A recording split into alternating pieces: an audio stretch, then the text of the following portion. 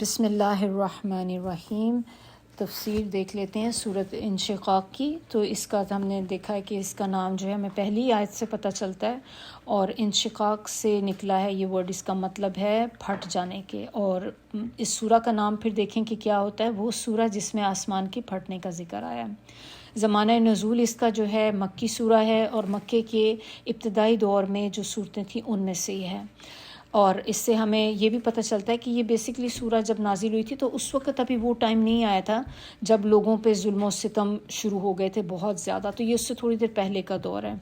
لیکن یہ بات ضرور ہے کہ البتہ قرآن کی دعوت کو مکہ میں جھٹلایا جا رہا تھا۔ لوگ یہ ماننے سے انکار کر رہے تھے کہ کبھی قیامت برپا ہوگی اور انہیں اپنے خدا کے سامنے جواب دہی کے لیے حاضر ہونا پڑے گا، یعنی کہ یہ ان دو چیزوں کو وہ ڈینائی کرتے تھے۔ اور اس میں جو اب ہم دیکھ لیتے ہیں، سٹارٹ جو ہو رہا ہے آیت نمبر 1، جب آسمان پھٹ جائے گا، اور آگے کا جو ہے وَأَذِنَتْ لِرَبِّهَا وَحُقَّتْ، اور وہ اپنے رب کی تعمیل کرے گا۔ یعنی کہ ایسے ہی نہیں کہ جسٹ آسمان پھٹ جائے گا، اور وہ پھٹے گا کیوں پھٹے گا؟ خود سے تو نہیں پھٹے گا نا کہ بس اس کے دل میں اب آگی میں پھٹنے لگا ہوں پھٹ جائے گا۔ اسی لیے پھٹے گا، اگلی آیت میں یہ بتایا گیا ہے کہ اس لیے پھٹے گا کیونکہ وہ اپنے رب کا حکم مان رہا ہے۔ اور وَأَذِنَتْ لِرَبِّهَا، اس کا مطلب ہے کہ وہ اپنے رب کا حکم سنے گا۔ آگے جو ورڈ ہے نا وَحُقَّتْ، اس کا مطلب یہ ہے کہ اور یہی اس کو جچتا ہے، یعنی کہ اور یہی اس نے کرنا چاہیے، یا یہی اس کا ہے کہ حق بھی یہی ہے کہ وہ اپنے رب کا حکم نہیں مانے گا تو اور کیا کرے گا۔ That's what it means، وَحُقَّتْ، اور یہی حق ہے۔ وَإِذَا، اور جب الْأَرْضُ، زمین، مدت، پھیلا دی جائے گی۔ مد سے، ابھی ہم نے مد پڑھا تھا نا، مد کا مطلب کیا ہوتا ہے؟ کھینچنا۔ کسی بھی چیز کو آپ کھینچیں اس کو مد کہتے ہیں۔ تو جب زمین کو کیا کیا جائے گا؟ پھیلا دیا جائے گا۔ وَأَلْقَتْ، اور جو کچھ بھی اس کے اندر ہے، ما فیہا، وَأَلْقَتْ ما فیہا، جو کچھ بھی اس کے اندر ہے، وَتَخَلَّتْ، وہ نکال کر باہر پھینک دے گی، خالی ہو جائے گی اس دن۔ وَأَذِنَتْ لِرَبِّهَا، خالی کر دینا۔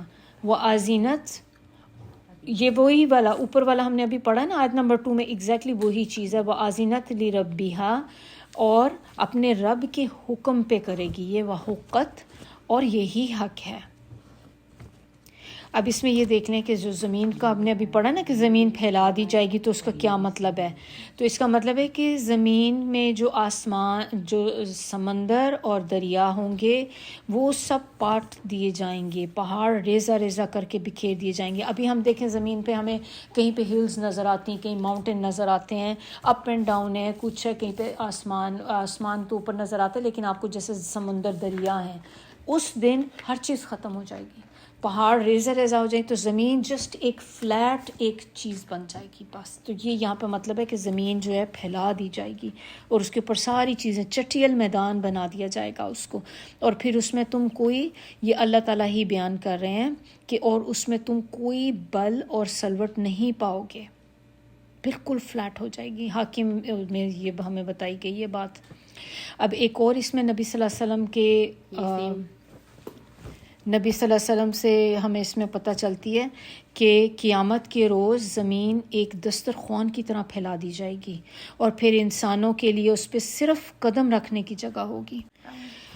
اب اس میں آگے آپ یہ دیکھ لیں، آیت نمبر 6 میں آپ دیکھ لیں کہ اس میں ہمیں یہ بتایا جا رہا ہے کہ اے انسان، آپ جو ہے نا کشاں کشاں اپنے رب کی طرف جا رہے ہیں، یعنی کہ اپنے رب کی طرف جا رہے ہیں اور اس سے ملنے والے ہیں۔ تو یعنی کہ مطلب اس کا اگر ہم یہاں پہ دیکھیں تو اس کا مطلب یہ ہے کہ دنیا میں ہم کتنی بھاگ دوڑ کر رہے ہوتے ہیں نا، چیزوں کے لیے یہ کر رہے ہیں، یہ کر رہے ہیں، لیکن ہم کتنی دفعہ یہ ریئلائز کرتے ہیں کہ ہم ہر منٹ، ہر سیکنڈ، ہر گھنٹہ، ہر دن، ہر مہینے ہم جو ہیں اپنے رب کے قریب ہوتے جا رہے ہیں۔ اور رب کے قریب ہونے کا مقصد کیا ہے؟ یعنی کہ ہم اپنی موت کے قریب ہوتے جا رہے ہیں۔ تو ہمارے پاس ایک جو ہے نا پول ہے، یہ میں نے پہلے بھی آپ لوگوں کو بتایا تھا کہ ہماری زندگی جو ہے اٹس لائک اے پول، جس میں ہمارے ایک سرٹن نمبر جو ایئرز کے ہیں وہ دیے گئے ہیں. ہر بندے کے ڈفرینٹ ایئرز ہوں گے. جیسے اس میں سے اب جو ہم ایک ایک دن ایک ایک سیکنڈ گزارتے جاتے ہیں نا، تو وہ اس پول میں سے ہم نکالی جا رہے ہیں. اور وہ جو ہمارا اب اینڈ پہ جو رہ جائے گا دیٹس اٹ. تو جب وہ ختم ہو جائے گی ہر چیز ہمارے پول میں سے، تو بندے کی ڈیتھ ہو جائے گی. تو وہ جب ہم اگر اپنی ڈیلی لائف بھی ہم دیکھیں تو ہم یہ سوچیں کہ یہ دیکھیں میں جو ٹائم گزار رہی ہوں، میں ہر سیکنڈ کے ساتھ گزرتے وقت کے ساتھ میں اپنے رب کے قریب ہوتی جا رہی ہوں. رب سے قریب مطلب ملاقات آپ کی تبھی ہوگی نا جب ہم قبر میں جائیں گے، موت ہو جائے گی انسان کی.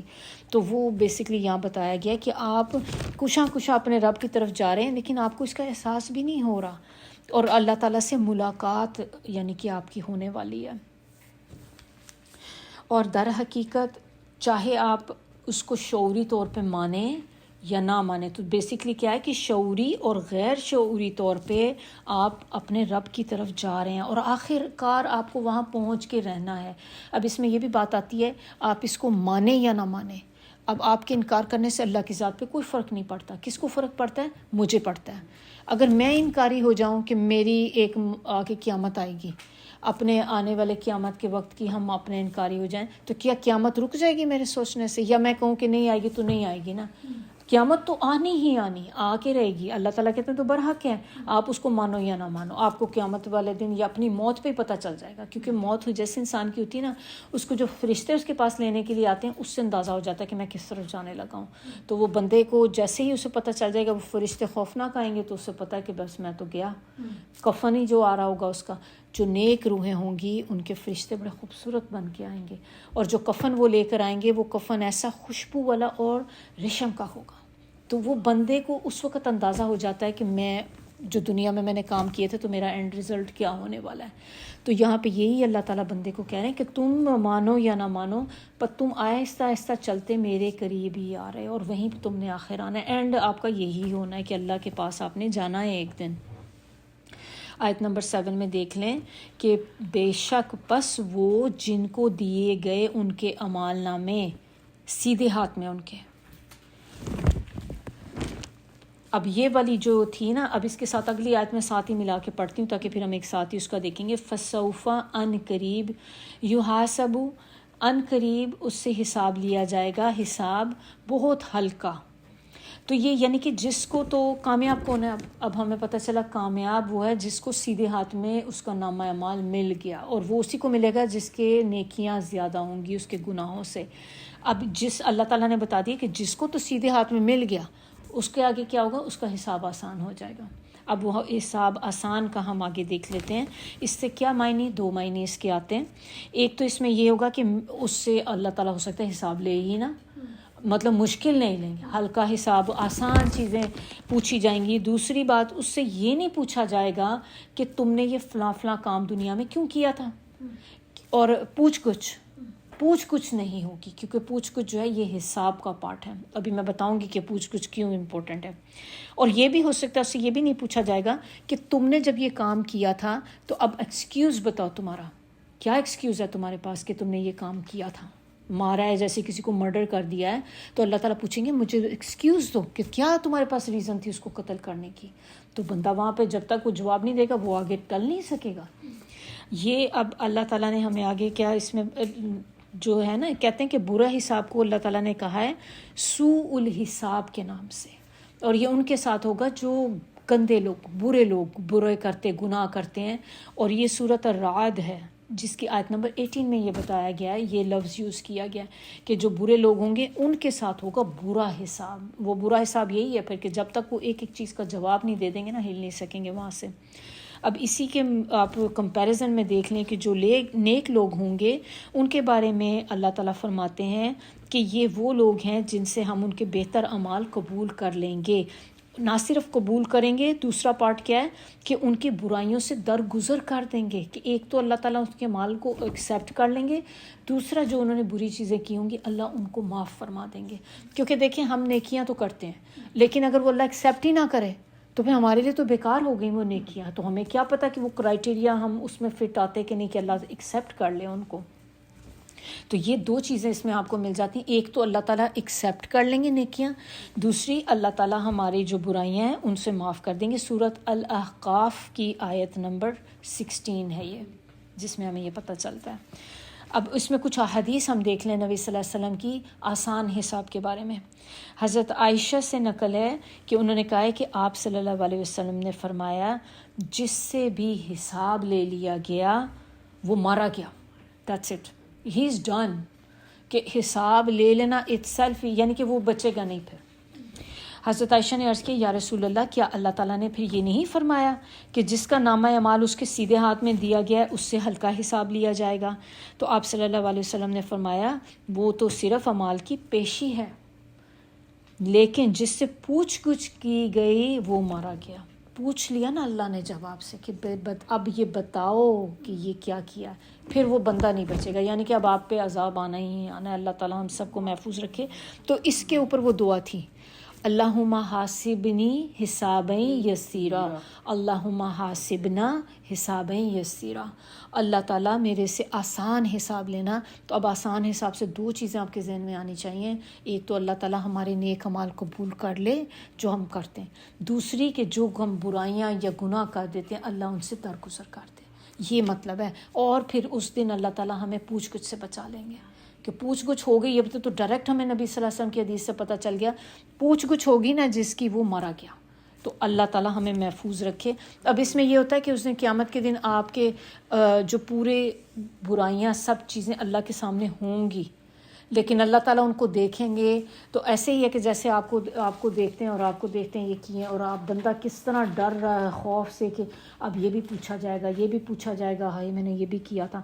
اور وہی اللہ تعالیٰ پھر ایک دم آپ کو کہہ دیں تم جا سکتے ہو. یعنی کہ سارے گناہ اللہ نے لکھے ہوئے لسٹ میں آپ کے دیکھے ہیں، لیکن اللہ تعالیٰ آپ کو پھر جو ہے ان سے درگزر کر دیں گا کہ اوکے آپ چاہیں. That is the thing. نیکی کی وجہ سے کچھ بھی نیکی کی وجہ سے نہیں، اللہ کا اپنا. اب اسی میں ایک اور حدیث بھی دیکھ لیتے ہیں ساتھ ہی کہ ایک دفعہ حضرت عائشہ کہتی ہیں میں نے آپ صلی اللہ علیہ وسلم کو دیکھا کہ نماز کے بعد نا وہ یہ نماز میں بیسکلی دعا مانگ رہے تھے. اب اس سے ہمیں کیا بات پتہ چلتی ہے کہ نماز میں سنا دعا مانگتے ہوئے وہ کہہ رہے تھے کہ یا اللہ مجھ سے ہلکا حساب لینا. تو کہتے ہیں کہ جب انہوں نے سلام پھیرا تو یعنی کہ اندر پڑی نا اس میں سلام پھیرا تو میں نے اس کا مطلب پوچھا ہے کہ یا رسول اللہ آپ نے یہ پڑھا ہے کہ ہلکا حساب لینا، تو ہلکے حساب سے کیا مطلب؟ تو انہوں نے نبی صلی اللہ علیہ وسلم نے کہا ہلکے حساب سے مراد یہ ہے کہ بندے کی نامہ اعمال کو دیکھا جائے گا اور اس سے درگزر کیا جائے گا. یہ ہے. تو حضرت عائشہ تو اب آگے پھر وہ اپنی ان کو کہتے ہیں کہ اے عائشہ اس روز جس سے حساب فہمی کی گئی وہ مارا گیا. تو بڑی ماشاءاللہ مجھے اچھی لگی تھی کہ بہت ڈیٹیل میں یہ بتایا. تو یہ دعا اس کو اسی طرح سے اب ہم نے بھی انشاءاللہ پڑھنا ہے تاکہ اللہ تعالیٰ ہمارے بھی حساب جو ہے وہ آسان کریں. اب اس میں اگلی والی آیت ہم دیکھ لیتے ہیں وَيَنْقَلِبُ إِلَىٰ أَهْلِهِ مَسْرُورًا، اور وہ اپنے لوگوں کی طرف خوشی خوشی پلٹے گا. کون پلٹے گا؟ جس کے ہاتھ میں نامہ اعمال سیدھے ہاتھ میں دیا جائے گا نا، تو جیسے ہی اس کو ایسے ہی ہے کہ جیسے اس کو رزلٹ اناؤنس ہو گیا، اب اس کے ہاتھ میں آ گیا، کہتے ہیں وہ بھاگا جائے گا اپنے رشتہ داروں فیملی کے پاس اپنے نا، اور ان کو جا کے دور سے چیختا ہوا دکھائے گا دیکھو دیکھو میرا نامہ اعمال سیدھے ہاتھ میں میں پاس ہو گیا، میں پاس ہو گیا. اس طرح سے تو خوشی خوشی جائے گا اپنے رشتہ داروں کے پاس، جا کے سب کو اپنا نامہ اعمال دکھائے گا میرا رزلٹ آ گیا، یہ میری رپورٹ کارڈ ہے. یہ ہے دیکھیں تو اس صورت میں ہمیں ابھی تک سو فار جو پتہ چلا ہے تو مین اس میں نا دو ٹائپ کے لوگ ہیں، دو کیٹیگری ہیں لوگوں کی. ایک ہم نے ابھی دیکھ لی، ایک وہ لوگ ہوں گے جن کو نامہ اعمال سیدھے ہاتھ میں ملے گا. اب آیت نمبر 10 کو اگر آپ دیکھیں تو یہ دوسری ٹائپ آ گئی کہ جس میں کیا ہوگا وَأَمَّا مَنْ أُوتِيَ كِتَابَهُ وَرَاءَ ظَهْرِهِ. اب ایک یہ دوسری ٹائپ وہ ہوگی کہ جن کو نامہ اعمال ملیں گے ان کے پیٹھ کے پیچھے سے. اب اللہ تعالیٰ یہاں پہ دیکھیں، جب یہ بھی ہمیں کہہ سکتے تھے جیسے اللہ تعالیٰ نے ہمیں پچھلی والی بتائی ہے آیت نمبر 7 میں کہ اس کو تو نامہ اعمال ملا سیدھے ہاتھ میں، تو یہاں پہ یہ کیوں نہیں کہا گیا کہ نامہ اعمال اس کو الٹے ہاتھ میں دیا گیا؟ یہ کیوں کہا ہے پیٹھ کے پیچھے سے دیا جائے گا؟ آتا ہے کسی کو سمجھ؟ میں آپ کو بتاتی ہوں کہ کیوں پیٹھ کے پیچھے سے دیا جائے گا. کیونکہ جب اعمال تولے جائیں گے، ترازو آئے گا، اور یہ وہ وقت ہے جس میں ہمیں ایک دوسرے کی کچھ نہیں پتہ ہوگا کہ ہم اپنے ہی فوکس کر کے بیٹھے ہوں گے ترازو کے اوپر، میرا کیا بن رہا ہے، آپ یہ دیکھیں گے۔ اب وہ جیسے ہی آپ نے دیکھا کہ برائیاں نیچے جانی شروع ہو گئی ہیں آپ کی، so you already know what's gonna happen, کہ اب تو یہ تو میرا اعمال نامہ، کیونکہ اس کے بعد آپ کے پرنٹ ہو کے آپ کو ملتے جائیں گی چیزیں۔ اب آپ کو یہ پتہ ہوگا جب فرشتے آپ کے پاس آ رہے ہوں گے پرچہ لے کر، تو آپ کو پتہ ہوگا کہ کس ہاتھ میں جانے لگا ہے، سیدھے میں تو نہیں جانے لگا، کیونکہ تو نیکیاں تو اوپر چلی گئی ہیں آپ کی۔ تو وہ اب بندہ کیا ہوگا، کیونکہ اب اس کو سارے لوگ دیکھ رہے ہیں اور وہ وہاں کھڑا ہے، and everybody is looking at ہم۔ اب وہ بندہ شرمندگی بھی محسوس کرے گا۔ اب جب وہ شرمندگی محسوس، اور آپ کے پاس وہ آ رہے ہیں سامنے سے فرشتے، تو بندہ کیا کہے گا، وہ اپنا ہاتھ چھپا لے گا پیچھے۔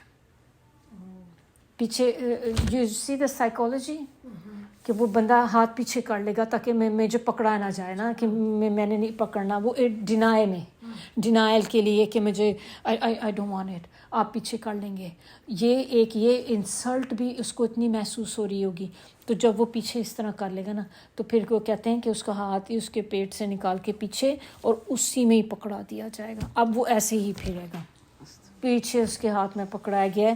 تو یہاں پہ بیسکلی بتانے کا مقصد ان انسلٹنگ وے، کہ ہاتھ اس نے پیچھے کیا ہوگا، کیونکہ اس کو اب ہر چیز نظر آ جائے گی کہ دنیا میں تو میں یہ کرتا تھا، بالکل، تو اس کو پیٹھ کے پیچھے سے پکڑایا جائے گا۔ اور اگلی آیت میں آپ دیکھ لیں 11 میں، ان قریب پھر وہ پکارے گا، کس کو پکارے گا، موت کو۔ موت کو کیوں پکارے گا؟ انسان زندگی میں موت کو کیوں پکارتا ہے؟ کبھی آپ نے سنا ہے لوگوں کو بہت ان کے اوپر آزمائشیں آ جائیں، بھوک افلاس بہت زیادہ ہو جائے، تو اکثر ہم سنتے ہیں کہ وہ فلاں نے خودکشی کر لی، بچوں کو بھی مار دیا، خود بھی خودکشی کر لی، بھوک کے ہاتھوں مجبور ہو کر، کیونکہ انسان سمجھتا ہے کہ جب موت آئے گی تو میری جان چھوٹ جائے گی، اس پریشانی سے میں نکل جاؤں گا۔ اور یا آپ کو ڈپریشن انگزائٹی چل رہی ہے، تو انسان سوچتا ہے کہ یہ پریشانیاں بہت زیادہ ہیں، میرا دماغ ہینڈل نہیں کر سکتا، میں خودکشی کر لوں تو میں ان سے بچ کے نکل جاؤں۔ بندے کو یہ نہیں پتا کہ یہ تو جسٹ ایک چھوٹا سا ٹائم پیریڈ ہے، جو اس کے بعد آگے چیز شروع ہو جانی ہے۔ اگر انسان کو پہلے احساس ہو تو بندہ کہے کہ میں یہاں پہ تنگی برداشت کر لوں، لیکن خودکشی کبھی نہیں کرنی، کیونکہ یہ جو آپ کام کرتے ہیں، آپ کو تو موت کے ساتھ ساتھ میرے مسئلے حل ہو جائیں گے، حل نہیں ہوں گے، پھر جو اگلی لائف شروع ہو جانی وہ تو اٹرنل لائف ہے، تو یہ ہمیں پتہ نہیں ہوتا۔ تو وہاں پہ انسان موت کو پکارے گا کہ اب موت اگر آ جائے تو مجھے جہنم میں نہ جانا پڑے، میں پہلے ہی مر جاؤں۔ آگے آیت نمبر 12 میں وہ کیا بتا رہے ہیں کہ وَيَصْلَىٰ سَعِيرًا، وہ داخل کیا جائے گا آگ میں بھڑکتی ہوئی آگ میں داخل کر دیا جائے گا۔ کون؟ جس کے نامہ اعمال جو ہے پیٹھ کے پیچھے دیا جائے گا، یا دوسرے معنی میں لیفٹ ہینڈ پہ جس کو دیا جائے گا۔ اب آگے اللہ تعالیٰ کہہ رہے ہیں کہ یہ ہوگا کیوں، کہ آخر اس کو الٹے ہاتھ میں کیوں دیا جائے گا، پھر ریزن بھی بتائی جا رہی ہے۔ یہ اللہ کی رحمت نہیں تو اور کیا ہے، آپ مجھے یہ بتائیں کہ یہاں پہ اللہ تعالیٰ نے یہ بتا دی کہ خالی وہ تو دیا جائے گا، لیکن کیوں؟ کیونکہ وہ آیت نمبر آپ 13 میں اگر دیکھیں کہ وہ اپنے گھر والوں کے ساتھ بڑی خوشی زندگی گزارتا تھا، یہ ریزن بتائی ہوئی ہے کہ کیوں اس کو دیا جائے گا، یعنی کہ اتنی خوشی اپنے بچوں کے ساتھ وہ لگا رہتا تھا، اور اس نے یہ دنیا ہی اپنا فوکس کر لی تھی، کہ ہر اس کا مین جو فوکس تھا کہ میں بس اپنے بچوں کے لیے یہ کر لوں، اپنے بچوں کے لیے وہ کر لوں، ان کو دنیا کی سب آسائشیں دے دوں، اچھی سے اچھی تعلیم ان کو دلا دوں۔ اب جب آپ یہ سارا کچھ ہر وقت سوچتے رہیں گے تو آپ اپنی آخرت کے بارے میں کب سوچیں گے؟ اور وہ پھر یہی سمجھتا تھا کہ بس میں نے تو اب ہمیشہ یہیں پہ ہی رہنا ہے، کیونکہ آپ اپنی آخرت کو بھلا دیتے ہیں۔ جب آپ دنیا کی طرف زیادہ ہوتے ہیں نا تو آپ آخرت کو بھول جاتے ہیں۔ یہ نہیں ہوتا کہ آپ دونوں چیزیں ایٹ اے ٹائم آپ کے دل میں ہوں، ادھر یا دنیا کی محبت ہوگی یا آخرت کی محبت ہوگی۔ آپ دیکھیں کہ جن لوگوں کے دل میں آخرت کی فکر پڑ جائے نا تو پھر دنیا کی محبت ختم ہو جاتی ہے دل سے۔ اگر آپ ہم اپنا جائزہ لیں، اپنے دل میں جھانک کے دیکھیں کہ میرے دل میں دنیا کی محبت ہے، تو آپ سمجھ جائیں کہ پھر آخرت کی کمی ہے۔ ہمیں اپنے اس پہ ورک کرنا ہے کہ ہمیں اپنی دنیا کی محبت نکالنی ہے، اور آخرت کی جو ایک فکر ہوتی ہے نا، خوف فکر اپنے اندر لے کر آنی ہے۔ یہ ہم نے اب اپنا کام کرنا ہے۔ تو اللہ تعالیٰ ریزن بتا رہے ہیں کہ کیوں وہ اپنے گھر والوں میں بڑا ہیپی پھرتا تھا، بس اس کو آگے کی کوئی فکر نہیں تھی کہ میرے آگے بھی کچھ آنا ہے۔ پھر آگے آیت نمبر 14 میں دیکھیں، بے شک وہ یہ گمان کرتا تھا کہ وہ کبھی پلٹے گا نہیں. پلٹنا کہاں پہ پلٹنا؟ موت کا، کہ میں کبھی مروں گا نہیں، شاید مجھے کبھی موت نہیں آنی. کیونکہ دیکھیں جو لوگ گناہ کر رہے ہوتے ہیں، ظلم کر رہے ہوتے ہیں، اگر ان کو یہ احساس ہو جائے کہ ایک دن میری بھی موت ہو جانی ہے اور میں نے اس کا حساب کتاب دینا ہے، تو کیا وہ یہ کام کریں گے؟ جب بھی آپ کسی ظالم کو دیکھیں وہ کر رہا ہے تو آپ سمجھ جائیں کہ وہ یہ بھولا بیٹھا ہے کہ میں نے ایک دن مرنا ہے. موت کو بھولا ہوا ہے، وہ اللہ کی طرف واپس پلٹنے کو بھولا ہوا ہے کہ ایک دن میرا حساب ہونا ہے، ایک دن میں نے مرنا ہے، اللہ سے ملاقات کرنی ہے، اور وہ دن ہوگا جب اللہ تعالیٰ پھر آپ سے پوچھیں گے چیزوں کے بارے میں. تو یہ یہاں پہ جو بتایا گیا ہے کہ وہ بھول گیا ہوا تھا، وہ یہ گمان کرتا تھا کہ وہ کبھی نہیں پلٹے گا، اب وہ دنیا میں ہی رہے گا ہمیشہ. آیت نمبر 15 میں کہتے ہیں بلکہ تمہارا رب جو ہے نا وہ ہر چیز کو دیکھنے والا تھا. اللہ تو ہر چیز کو دیکھ رہا تھا کہ یہ بندہ کیا کر رہا ہے، کہ آپ کو جس طرف اپنے آپ کو لگانا چاہیے آپ اس کی بجائے آپ دوسری طرف لگے ہوئے، آخرت کی بجائے آپ کا مین فوکس جو ہے وہ آپ کی دنیا ہی ہے. اور پھر اس میں ایک یہ بھی بات آ جاتی ہے کہ آیت نمبر 13 میں جیسے تھا نا کہ اپنے گھر والوں کے ساتھ بڑا خوشی خوشی پھرتا تھا، تو کہتے ہیں کہ یہ ان لوگوں سے حال اس کا مختلف تھا جیسے کچھ لوگ جو لوگ جنہیں آخرت کی فکر ہوتی تھی نا، وہ ڈرتے ڈرتے دنیا میں زندگی بسر کرتے تھے. ہر وقت انہیں اللہ کا خوف ہوتا تھا اور یہ ڈر رہتا تھا کہ کہیں میں اپنے بیوی بچوں کی محبت میں اتنا گرفتار نہ ہو جاؤں کہ جس کی وجہ سے میری آخرت تباہ ہو جائے. اس بندے کا حال اس سے اپوزٹ ہوتا تھا. وہ اللہ نے بتا دیا کہ یہ وہ نہیں سوچتا تھا، یہ دنیا میں ایک ایک سٹیپ جو ہے نا اللہ کے ڈر سے پھونک پھونک کے نہیں گزارتا تھا، بلکہ بے خطر زندگی گزارتا تھا. یہ آگے پھر اللہ تعالیٰ نے دیکھیں اب وہ قسم آ گئی، 3 چیزوں کی قسم کھائی جا رہی ہے یہاں پہ. پہلی قسم جو ہے وہ نمبر 16 آیت میں ہے، اللہ تعالیٰ نے وہ پھٹنے کی قسم کھائی. شفق جو ہوتی، جو روشنی پھٹتی ہے، اس کی قسم کھائی ہے. سورج ڈوبنے کے بعد جو سرخی آ جاتی نا آسمان پہ، کبھی آپ دیکھیں اس ٹائم کی قسم کھائی گئی. دوسری قسم کھائی گئی ہے رات کی، کہ رات کی اور وہ جو اپنے اندر سمیٹ لیتی ہے. کیا سمیٹ لیتی ہے؟ رات کی تاریکی جو ہوتی ہے انسانوں کو بھی سمیٹ لیتی ہے. پھر جو جتنے حیوان، جو چرند پرند، سب لوگ جو ہوتے ہیں اس اندھیرے کے اندر آ جاتے ہیں، اور جو چیزیں زمین پہ پھیلی ہوئی ہیں وہ سب اس کے اندر سمٹ کے آ جاتی ہیں. ایک قسم یہ ہوگی. تیسری قسم اللہ نے کھائی ہے چاند کی، کہ چاند جب پورا ہو جائے، ایک اس کی قسم کھائی ہے. یعنی کہ کیسے کہ چاند کو اگر آپ دیکھیں تو وہ پہلے کیا ہوتا ہے، ایک کریسنٹ ہوتا ہے، بالکل ہلکی سی ایک لائن ہوتی ہے، پھر وہ آہستہ آہستہ بڑھتا جاتا ہے، بڑھتے بڑھتے کیا ہوتا ہے، پورا سرکل بن جاتا ہے. پھر وہ سرکل پھر دوبارہ سے گھٹنا شروع ہوتا ہے. تو یہ سائیکل ہے مون کا جو پورا ہوتا ہے. تو اس کی بھی اللہ تعالیٰ نے قسم کھائی کہ یہ 3 قسمیں کھا کر کیا بات بتائی جا رہی. جیسے میں نے آپ کو آلریڈی بتایا، جب بھی قسم کھاتے ہیں تو اس کی ایک جواب قسم ہوتی ہے. قسم کسی بات پہ کھائی جاتی ہے نا، تو یہاں پہ کس بات پہ کھائی جا رہی ہے کہ تمہیں ہمیشہ ایک ہی حالت پہ نہیں رہنا. آیت نمبر 19 جو ہے نا یہ ہے جواب قسم، کہ لَتَرْكَبُنَّ طَبَقًا عَنْ طَبَقٍ، یعنی کہ تم جو ہو درجہ بدرجہ ایک حالت سے دوسری حالت کی طرف جاؤ گے. اس میں ہمارا کنٹرول نہیں. اور یہ کون سا ہے حالت؟ بچہ پیدا ہوتا ہے، پھر جوانی کی طرف، پہلے بچہ بڑا ہوتا ہے، ٹوڈلر بنتا ہے، پھر وہ جوانی آتی ہے. اب آپ ایک طرح سے دیکھیں جائیں step by step you are moving forward. پھر وہ آپ جب جوانی کی طرف آئیں گے، پھر اس کے بعد آپ کا ادھیڑ عمر آ جائے گی، پھر بڑھاپا آ جائے گا. تو اللہ نے کہا تم جو مرضی کر لو، یہ سٹیپس آنے ہی آنے ہیں. اس پہ قسم کھائی گئی ہے. یعنی کہ انسان کی جوانی پیک ٹائم ہوتا ہے، وہ اس کا ایک طرح سے کہہ لیں کہ پھلنے پھولنے کا ٹائم ہے. اس کے بعد کیا ہوتا ہے، زوال شروع ہو جاتا ہے. بڑھاپا جو ہوتا ہے وہ زوال کی نشانی، کہ پھر آپ اس میں آ جاؤ گے نیچے. اور اس 3 چیزوں کی قسم کھا کے بتایا گیا کہ یہ ہونا ہی ہونا ہے. ان سب سے انسان نے گزرنا ہے، ان طبقوں سے، ان چیزوں سے. اور پھر کیا ہوگا؟ ونس آپ ان سے گزر گئے پھر اس کے بعد موت آ جائے گی. کہ اللہ تعالیٰ نے کتنے گریجولی آپ کو بتایا کہ یہ سارے سٹیپ گزار کے پھر آخر تم نے جب بڑھاپا آئے گا، تو بڑھاپے کے بعد ہم سب کو پتہ ہے کہ اگلا سٹیپ کیا ہوتا ہے، ہم کہتے ہیں نا جب کوئی بوڑھا ہو جاتا ہے قبر میں پاؤں لٹکے ہوئے ہیں اب، یعنی کہ بس آیا گیا، آج کل کسی بھی وقت جا سکتے ہیں یہ، اس کا مطلب دے آلریڈی نو کہ اب اس کے بعد ہماری ڈیتھ ہو جانی ہے. تو پھر ڈیتھ تو ہوئے گی، ڈیتھ کے ساتھ کیا ہوگا؟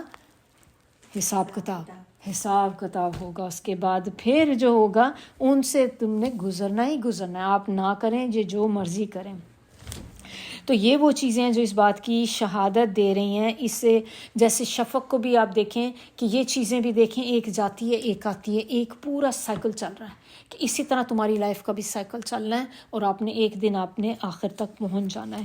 اور اس کے اندر بھی کہیں بھی جو کائنات ہماری ہے اس کو بھی اگر آپ دیکھ لیں کتنی نشانیاں کائنات میں ہمیں ملتی ہیں.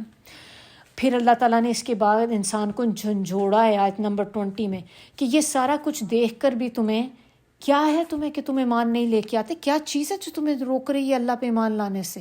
کہ یہ نشانیاں تمہیں نظر نہیں آتی؟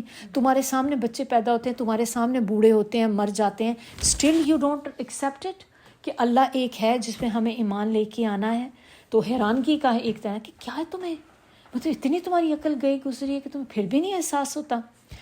پھر آگے بتایا جا رہا ہے کہ جب وہ لوگ ہوتے ہیں جن کے سامنے قرآن پڑھا جاتا ہے تو وہ سجدہ نہیں کرتے، آگے اثر نہیں لیتے چیزوں کا، تو سجدہ نہیں کرتے وہ اس چیز کو. دوسرا یہ بھی ہے کہ جب آپ قرآن پڑھتے ہیں ان کے دل میں اللہ کا خوف نہیں آتا اور وہ جھکتے نہیں ہیں اللہ کے آگے.